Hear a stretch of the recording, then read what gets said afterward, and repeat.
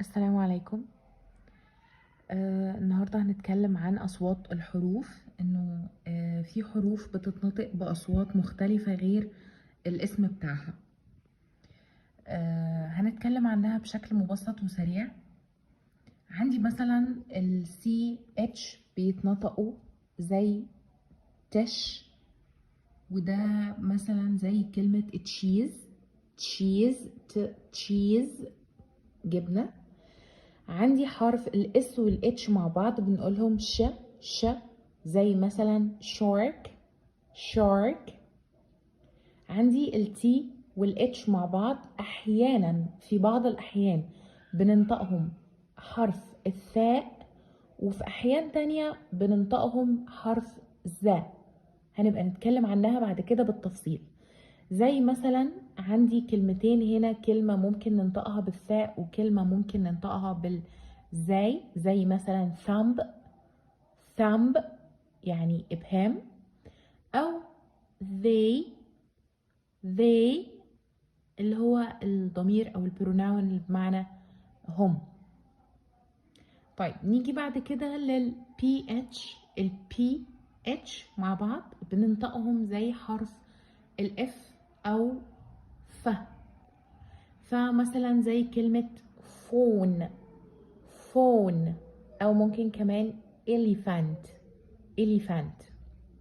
عندي الجي والاتش دول بيتنطقوا زي مثلا جوست.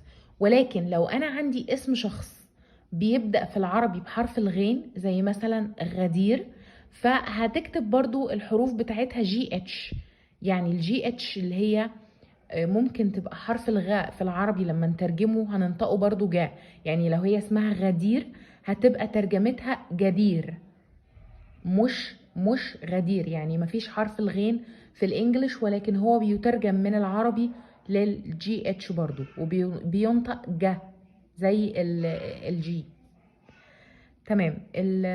حرف ال W ما بننطقوش ولا له علاقة خالص النطق بتاعه بالاسم بتاعه. يعني مثلا حرف ال A مثلا بنقول apple، يعني هو اسمه A وبنقوله apple، يعني قريب شوية الصوت من الاسم. لكن حرف ال W هو W وبننطقه و، زي مثلا wolf.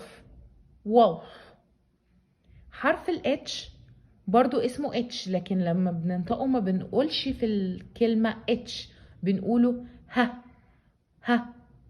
هات.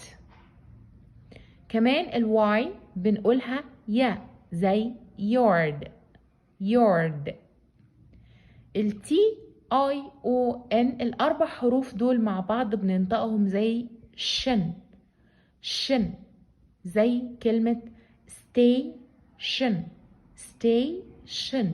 يعني محطة. دي بعض الأصوات اللي احنا ممكن نستفيد بيها في نطقنا لبعض كلمات الإنجليش للناس اللي مش عندها معلومات عن الحروف دي. ده بشكل بسيط وسريع. نتكلم عنهم بعد كده بشكل مفصل، وازاي ان احنا نسبل ونقرأ الكلمات الجديدة علينا. شكرا.